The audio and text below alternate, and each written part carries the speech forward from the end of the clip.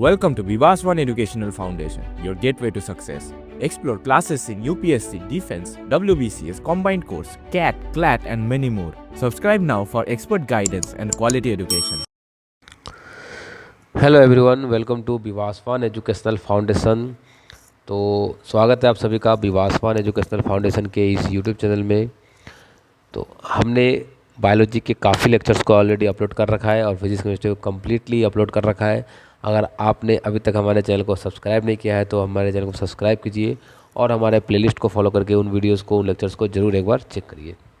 मैंने जब सेल का लेक्चर पढ़ाया था तो एक हमारे सब्सक्राइबर ने, हमारे एक स्टूडेंट ने कमेंट करा था कि sir please cell cycle and cell division का भी लेक्चर करवा दीजिए। वैसे मैं सेल डिवीज़न को पढ़ाने ही वाला था। तो चलिए आज हम करेंगे जो एक चैप्टर है हमारा बहुत ही important, cell cycle and cell division. तो चलिए cell cycle and cell division को मैं आपको ब्लैंक स्लाइड में लिख लिख के समझाता हूँ, क्योंकि ये चैप्टर्स काफ़ी इंपॉर्टेंट होते हैं। यहाँ से क्वेश्चंस काफ़ी टाइम पूछे जाते हैं। तो अगर मैं आपको सेल साइकिल के फेजेस के बारे में बात करूँ तो मेनली जो सेल हमारा साइकिल है, सेल साइकिल, इसमें मेनली दो पार्ट में ये बटे हुए होते हैं, दो फेज़ में बटे हुए होते हैं, हम ऐसा कह सकते हैं। एक हमारा कहलाता है इंटरफेज़, एक हमारा कहलाता है क्या, इंटरफेज़, और दूसरा हमारा कहलाता है एम फेज़ या माइटोटिक फेज़ कहते हैं इसे हम लोग, एम फेज़ या फिर माइटोटिक फेज़। अगर आप इंटरफेज़ में और थोड़ा डीप डाइव करो तो आपको चीज़ें और क्लियर होती जाएंगी कि इंटरफेज़ में, इंटरफेज़ को फर्दर 3 फेज़ में डिवाइड किया जाता है। एक है G1 फेज़, दूसरा है हमारा S फेज़, G1S, और इसके बाद आता है G2 phase, G1S and G2 phase. और अगर हम हमारे एम फेज़ या माइटोटिक फेज़ की बातें करें तो इसमें मेनली ब्रॉडली दो क्लासेस होते हैं। एक होता है कैरियोकाइनेसिस, एक होता है कैरियोकाइनेसिस, ये फेजेस है, और एक होता है साइटोकाइनेसिस, साइटोकाइनेसिस। देखिए कैरियोकाइनेसिस का मतलब होता है डिवीज़न ऑफ न्यूक्लियस। जो सेल है उसका जो न्यूक्लियस है वो डिवाइड करेगा। तो इसमें क्या दिखता है, मेनली हमें division of nucleus, nucleus divide होते हैं।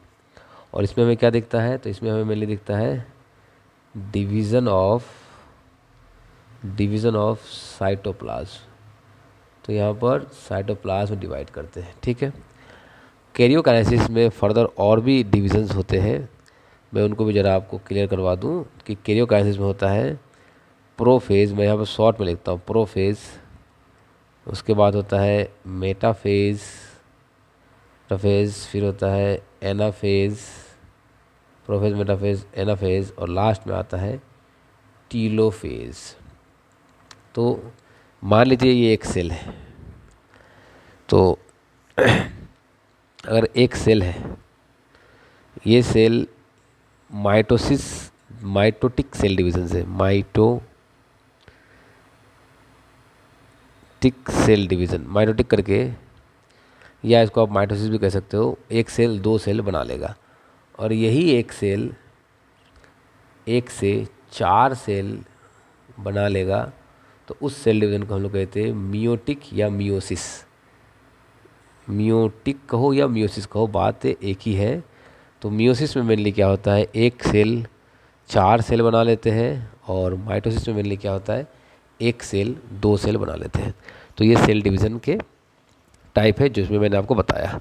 अब मैं आपको ये जो मैंने ऊपर में आपको पढ़ाया है, इन बातों को ही मैं थोड़ा डिटेल में आपको बना के समझाता हूँ कि किस तरह से चीज़ें होती है, उसमें आपको समझाने की कोशिश करता हूँ। आप ध्यान से इसे देखिएगा और समझिएगा। देखिए होता क्या है, मैंने बोला कि सेल डिवीज़न के जो फेजेस है, इसमें से हमने क्या बातें करा, हमने बातें करा कि जो एम फेज़ है वो बहुत ही शॉर्ट ड्यूरेशन के लिए चलता है, और जो इंटरफेज़ है वो बहुत देर तक चलता है। तो इंटरफेज़ में भी 3 फेज़ होते हैं, मैंने बताया आपको कि इंटरफेज़ में 3 फेज़ होते हैं। एक होता है G1 फेज़, एक होता है S फेज़, एक होता है G2, और इस पूरे को हम नाम देते हैं इंटरफेज़, G1S Ng2, इस पूरे को हम क्या नाम देते हैं?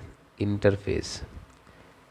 इंटरफेस मान लीजिए कि पूरा का पूरा सेल डिवीज़न 24 आवर्स का है, तो ये सिर्फ 23 आवर्स अकेले इंटरफेस चलेगा। और इस वाले को मैं नाम दूंगा क्या? इस वाले को क्या नाम दूंगा? जो 1 आवर चलेगा, इसे हम नाम देंगे एम फेज।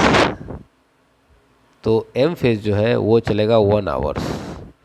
यानी कि हम ऐसा कह सकते हैं कि जो ये है, ये होता है 95% टाइम और ये होता है ओनली 5% टाइम। इसमें हम एक और बात कर सकते हैं कि यहाँ पर सेल सिर्फ प्रिपेयर होता है for division. Cell is preparing for division. तो डिवीज़न के लिए सेल क्या हो रहा है? प्रिपेयर हो रहा है। और यहाँ पर एक्चुअल सेल डिवीज़न हमें देखने को मिलता है। एक्चुअल सेल डिवीज़न हमें दिखने को मिलता है। तो इस तरह से चीज़ें होती हैं। और फिर अगर आप इसे फर्दर और ध्यान दो तो आपको यहाँ पर क्या मिलेगा? G1 के साथ prophase, metaphase, anaphase, telophase, cytokinesis. तो प्रोफेज, मेटाफेज, एनाफेज, टीलोफेज और साइटोकाइनेसिस। तो इस तरह से जो है डिविजन्स होते हैं और इस तरह से चीज़ों को हम लोग अलग करते हैं। अब हम लोग एक एक चीज़ों को समझते हैं कि एक एक स्टेप बाय स्टेप चीज़ों को हम लोग समझेंगे। सबसे पहले हम लोग क्या करेंगे? सबसे पहले हम लोग समझेंगे हमारा सबसे इम्पोर्टेंट पार्ट जिसे हम कहते हैं इंटरफेस। तो सबसे पहले हम क्या समझते हैं? इंटरफेस। और हमने क्या देख रखा है कि इंटरफेस में मेनली 3 फेज होते हैं, G1, S, G2। तो इंटरफेस होता क्या है? पहले इस बात को समझिए आप कि इंटरफेस मेनली होता क्या है। देखिए इंटरफेस क्या है? Period of growth and DNA replications होते हैं यहाँ पर। ये क्या है? इसको हम कह सकते हैं पीरियड ऑफ ग्रोथ। मतलब सेल यहाँ पर ग्रो करेगा और सेल के अंदर जो डीएनए है, डीऑक्सीराइबोन्यूक्लिक एसिड, उसकी रेप्लिकेशन होगी। डीएनए रेप्लिकेशन मतलब डीएनए 1 से 2 बन जाएंगे। ठीक है, ये चीज़ें होंगी कहाँ पर? इंटरफेस में। इंटरफेस में भी अगर आप ध्यान से देखो तो मैंने आपसे कहा था कि यहाँ पर पहले क्या होगा? G1 phase. इंटरफेस के अंदर पहले क्या होगा? G1 फेज होगा। ठीक है, अच्छा G1 फेज में क्या होता है? मान लीजिए G1 फेज में क्या होता है कि सेल इंक्रीज करता है साइज में। सेल इंक्रीज इन साइज मतलब कि नॉर्मली अगर ये सेल का साइज है तो जब वो G1 में पहुंचेगा तो उसका साइज क्या होगा? इंक्रीज कर जाएगा। तो ये क्या है? ये सेल है eight G1 phase.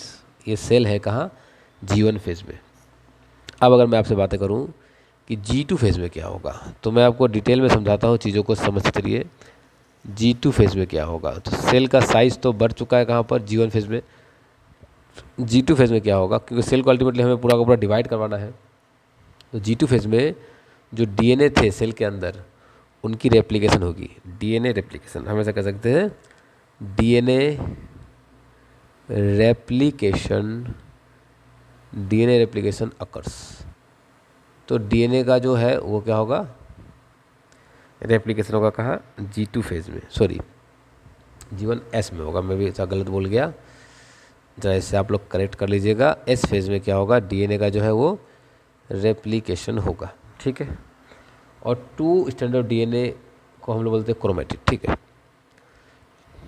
2 strand of DNA form. 2 DNA के स्ट्रैंड बन जाएंगे और प्रोड्यूस करेंगे क्रोमेटिड एंड प्रोड्यूस क्रोमेटिड। क्या करेंगे? प्रोड्यूस क्रोमेटिड करेंगे, प्रोड्यूस। अच्छा, होता क्या है? ये सेल है, सेल के अंदर डीएनए था, सेल के अंदर डीएनए था। जब यही डीएनए हमारा, यही सेल इंटर किया हमारा एस फेज में, तो मान लीजिए ये G1 फेज का सेल था, ये G1 फेज का सेल था।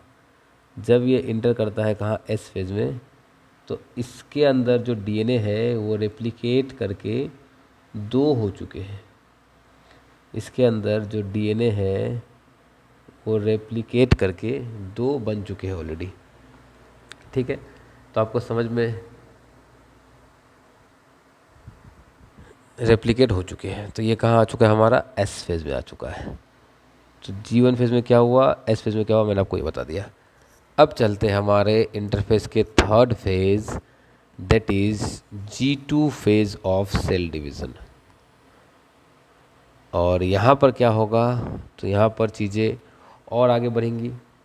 जो सेल ऑर्गेनेल्स थे, क्या होगा यहाँ पर कि सेल ऑर्गेनेल्स क्या होते हैं, डबल हो जाते हैं। Cell organelles get double. मैं समझाता हूँ इसे आप लोगों को, मैं लिख लिख के पढ़ा रहा हूँ और मैं चीज़ों को आपको समझा भी दूंगा। ठीक है, सेल ऑर्गेनेल्स क्या हो जाएंगे, डबल हो जाएंगे। ठीक है, new cytoplasm form, cytoplasm form होंगे, साइटोप्लाज्म की फॉर्मेशन होगी। तो ये क्या था, हमारा एस फेज़ था, एस फेज़ का सेल था। तो मान लेता हूँ कि इसके अंदर माइटोकॉन्ड्रिया है एक, इसके अंदर गोल्जी बॉडी है एक, तो इसके अंदर सेंट्रियोल है एक। ठीक है, तो अब next phase of cell cycle में क्या होगा, next phase of cell cycle में क्या होगा, दैट इज़ G2 फेज़ में इसके अंदर जो भी सेल एक्सक्यूज मी, जो भी सेल ऑर्गेनेल्स थे, like mitochondria and the Golgi body, centrioles, they all gets double, they increase their number, because जब ये सेल डिवाइड करके 2 हो जाएंगे तो दोनों में एक एक करके जाना होगा। मान लेता हूँ कि अगर सेल डिवाइड हो गया मगर माइटोकॉन्ड्रिया डबल नहीं हुआ, तो जो नया सेल बनेगा उसमें तो फिर माइटोकॉन्ड्रिया की कमी हो जाएगी। तो इसीलिए क्या होता है कि जो भी सेल ऑर्गेनेल्स है वो डबल हो जाते हैं। तो यहाँ पर कितने फेज़ थे, मेन 2 फेज़ थे, इंटरफेज़ और एम फेज़। तो इंटरफेज़ में हमने बातें करा G1 के बारे में, G2 और S के बारे में। G1 में क्या होता है, मेनली सेल की ग्रोथ होती है, मेनली सेल साइज में बढ़ता है। अगर हम एस में बातें करेंगे तो the DNA is replicated to form 2 DNA, और साथ में वो क्रोमेटिड भी बना लेता है। And in case of G2 phase the organelles which are present in the cell get double because they have to divide equally in the both the cell, इसलिए इनको डबल होना ही पड़ता है और नए साइटोप्लाज्म क्या हो जाते हैं, बन जाते हैं। तो अब हमने G1 S G2 को पढ़ लिया, अब हम पढ़ेंगे किसको, एम फेज़ को या माइटोटिक फेज़ को। तो चलिए अब हम बातें करते हैं second, now we are going to discuss the second phase of cell cycle, that is M phase. और एम फेज़ में मैंने आपको ऑलरेडी बता रखा है कि मेनली 2 फेज़ है, एक है इंटरफेज़ और एक है एम फेज़ में एक है कैरियोकाइनेसिस और दूसरा है साइटोकाइनेसिस। तो अगर आप कैरियोकाइनेसिस की बातें करो तो कैरियोकाइनेसिस के अंदर टोटल कितने फेज़ थे, 4 फेज़ थे, प्रोफेज, मेटाफेज़, एनाफेज़, टीलोफेज़। तो सबसे पहले हम बातें करेंगे प्रोफेज़। मेनली यहाँ पर ये पूरा का पूरा कैरियोकाइनेसिस में क्या होगा, मेनली पूरा कैरियोकाइनेसिस में जो न्यूक्लियस है वही डिवाइड करेगा। तो सबसे पहले हम लोग करेंगे क्या, प्रोफेज़ की बातें करेंगे। तो प्रोफेज़ में क्या होता है, प्रोफेज़ में क्या क्या चीज़ें, क्या क्या चेंजेस आती है, मैं उन सभी को लिख देता हूँ। आप लोग उसे जब पढ़ेंगे तो आपको ज़रूर समझ में आएगा ये कि मैं क्या बोलना चाह रहा हूँ। इसमें जो न्यूक्लियोलस होता है, न्यूक्लियस के अंदर वाला, वो डिसअपेयर हो जाते हैं। तो न्यूक्लियोलस डिसअपेयर हो जाता है, न्यूक्लियोलस गायब होने लगता है। ठीक है, अच्छा, स्पिंडल फॉर्म होते हैं, begins to form, spindle formation होता है यहाँ पर। अब यहाँ क्या होता है, स्पिंडल फॉर्मेशन होता है। अब ये स्पिंडल क्या है, जो कि क्रोमोसोम को एक दूसरे की तरफ पुल करेगा, वो मैं आगे बताता हूँ। ठीक है, अच्छा, centriole move to opposite pole. मैं इसको समझाऊंगा अभी क्या है ये सभी मैं नंबरिंग कर देता हूँ इसको, मैं इसको समझाऊंगा। ठीक है, देखिए होता क्या है कि ये मान लीजिए सेल है, तो G1 S G2 को कंप्लीट करके आया है, तो इसके अंदर एक गहरा सा न्यूक्लियोलस था, तो वो न्यूक्लियोलस डिसअपेयर हो गया। अब वो न्यूक्लियस नहीं रहा, वो न्यूक्लियस आपको नहीं दिखेगा। ठीक है, अच्छा, न्यूक्लियर जो मेम्ब्रेन था, पहले न्यूक्लियर मेम्ब्रेन था, वो भी स्टार्ट कर गया, nuclear membrane start to disappearing, nuclear nuclear membrane start disappearing, तो न्यूक्लियर मेम्ब्रेन भी गायब होना स्टार्ट हो गया। और इसके पास सेंट्रियोल नाम के सेल ऑर्गेनेल्स थे, वो डुप्लीकेट हो गए और अलग अलग पोल में जाना स्टार्ट कर दिया, उनका माइग्रेशन स्टार्ट हो गया अलग अलग पोल में। और नेक्स्ट फेज़ आते आते, या फिर आप ऐसा कह सकते हो कि लेट प्रोफेज में जो भी न्यूक्लियोलस थे, सेंट्रियोल थे, सेंट्रियोल क्या हो गए, अपने अपने ऑपोजिट पोल में पहुंच गए। Centriole reach to opposite pole, आप ऐसा कह सकते हो। तो ये हमारा था क्या, प्रोफेज। अब मैं आपको बताता हूँ कि मेटाफेज में क्या होता है। मेटाफेज में क्या होता है, प्रोफेज हो चुका है हमारा, second is our metaphase. Metaphase में मेनली क्या होता है, देखिए मेटाफेज में क्या होता है कि जो डीएनए जो था यहाँ पर कहीं ना कहीं वो कंडेंस होकर के, प्रोफेज में ही कंडेंस होकर के क्रोमोसोम बना लेता है।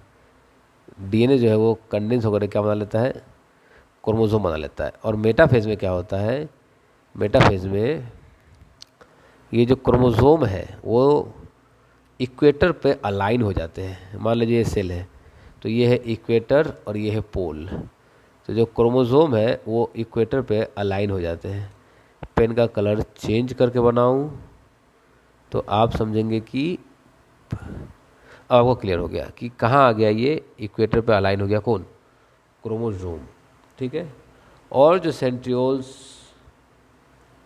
डुप्लीकेट हुए थे, यहाँ से स्पिंडल फॉर्मेशन होता है, यहाँ से स्पिंडल फॉर्मेशन स्टार्ट होता है। यहाँ से क्या स्टार्ट होता है, स्पिंडल फॉर्मेशन। तो मैं यहाँ पर कुछ पॉइंट्स में इन चीज़ों को डिफाइंड कर सकता हूँ। मैं क्या कह सकता हूँ यहाँ पर, सबसे पहला पॉइंट मैं ये कह सकता हूँ कि क्रोमोसोम आर, मैं ऐसा कह सकता हूँ, chromosomes are aligned at equator. Chromosome कहाँ आ गए, इक्वेटर पे आ गए, ठीक है। स्पिंडल फाइबर फॉर्मेशन स्टार्टेड, तो स्पिंडल फाइबर की फॉर्मेशन होने की जर्नी भी स्टार्ट हो गई। अब ये स्पिंडल फाइबर क्या करेंगे, जाकर के इससे अटैच्ड हो जाएंगे। अब ये लेट मेटाफेज में, प्रोफेज मेटाफेज के लेट मेटाफेज में क्या होगा, स्पिंडल फाइबर काइनेटोकोर नाम का एक पॉइंट होता है क्रोमोसोम के ऊपर, वहाँ जाकर के अटैच हो जाएगा। और फिर प्रोफेज मेटाफेज एनाफेज में क्या होगा कि ये काइनेटोकोर पे अटैच्ड होके, मैं 3 नंबर हमारे third phase that is prophase metaphase anaphase की बातें करता हूँ। एनाफेज में क्या होता है कि ये जा करके वहाँ अटैच होकर के पुल करना स्टार्ट करेंगे और पुल करके क्रोमोसोम को तोड़ देंगे, 2 भाग में डिवाइड कर देंगे, ठीक है। कैसे करेंगे, देखिए मैं दिखा देता हूँ आपको। ये है एक क्रोमोसोम सेल, ये है, ये रहा क्रोमोसोम, और इन्होंने तोड़ दिया। इन्होंने क्या किया, पुल करके तोड़ दिया। किसे तोड़ दिया, इन्होंने यहाँ से स्पिंडल फॉर्मेशन हुआ, स्पिंडल फाइबर फॉर्म हुआ और इसको तोड़ दिया और ब्रेक करके ये एक दूसरे को पोल में पुल करना इन लोगों ने स्टार्ट कर दिया। तो ये हो गया, ये कहाँ हुआ, एनाफेज में। एनाफेज के बाद क्या होगा, एनाफेज के बाद मैंने आपको बता दिया था, मैं यहाँ लिखने की ज़रूरत नहीं समझता हूँ, इतना ज़्यादा लिखने की ज़रूरत नहीं है। आप बस अगर कॉन्सेप्ट को समझ भी लो तो आप वीडियो को रिवाइंड करके देख सकते हो और चीज़ों को समझ सकते हो। टीलोफेज में क्या होगा, टीलोफेज में ये जो क्रोमोसोम है ये ऑपोजिट पोल में पहुंच जाएंगे, ऑपोजिट पोल में पहुंच जाएंगे। ये जो क्रोमोसोम है जो ब्रेक हो चुके हैं ये ऑपोजिट पोल में पहुंच चुके हैं, ये ऑपोजिट पोल में पहुंच चुके हैं। और जो न्यूक्लियस का मेम्ब्रेन डिसअपेयर हो गया था वो अब लेट टीलोफेज में आना भी स्टार्ट हो गया। तो अब ये कहीं ना कहीं 2 सेल हमारा बन चुका है। तो ये कुछ ऐसा दिखेगा हमें, ये हमें कुछ ऐसा दिखेगा कि ये एक सेल और ये रहा एक सेल। तो एक सेल के अंदर 2 क्रोमोसोम यहाँ पर और यहाँ पर क्रोमोसोम। तो एक सेल में आप देख पाओगे कि 2 न्यूक्लियस तो बन चुके हैं, मतलब न्यूक्लियस का डिवीजन हो गया। That's mean the karyokinesis is completed here. यहाँ तक कैरियोकाइनेसिस कंप्लीट हो चुका है। अब कैरियोकाइनेसिस जब कंप्लीट हो गया तो अब होगा cytokinesis, that's mean division of cytoplasm. तो एनिमल सेल की अगर बातें करूँ तो एनिमल सेल में साइटोकाइनेसिस के लिए इस तरह से सेल मेम्ब्रेन इनवर्ड होने लगता है, इनवेजिनेशन होने लगता है। फिर जो ये ग्रूव है, ये ग्रूव में फोर्स लगेगा और ये और ज़्यादा अंदर की तरफ चला आएगा, ये और ज़्यादा अंदर की ओर चला आएगा। और ऐसे करते करते ये 2 सेल फॉर्म हो जाएंगे।